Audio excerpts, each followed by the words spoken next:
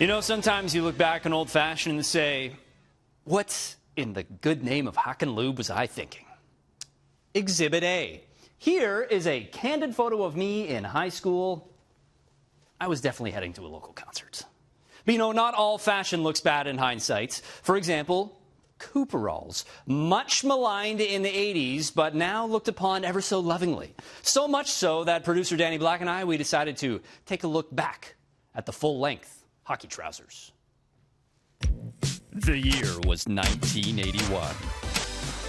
The DeLorean had just hit the road. Fast food lovers flocked to McDonald's to try the new McRib sandwich. Olivia Newton-John was on top of the charts.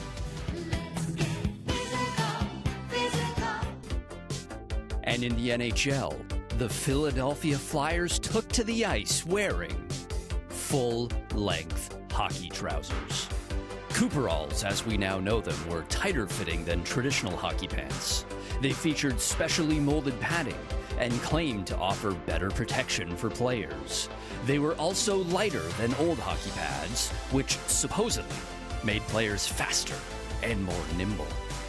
They're so much lighter, and it just made a difference for me because like I was a faster player, and you know, the speed made a big difference. I know a lot of guys complained they thought they were too hot. Maybe they didn't have the same motion or flexibility. I didn't notice that at all. I'm glad we didn't have to wear them. The Cooperalls were one of those things that, like wearing sweatsuits, and I just never felt comfortable in them.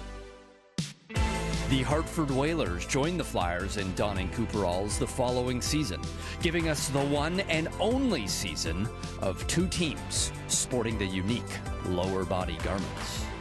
But then, a twist. Cooperalls banned by the league in 1983 because the nylon material was too slidey.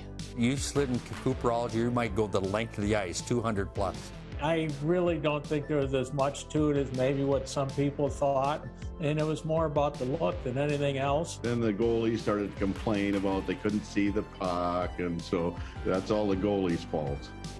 Cooperalls lasted just 2 seasons in the league, making them a bigger flop than the 1981 film.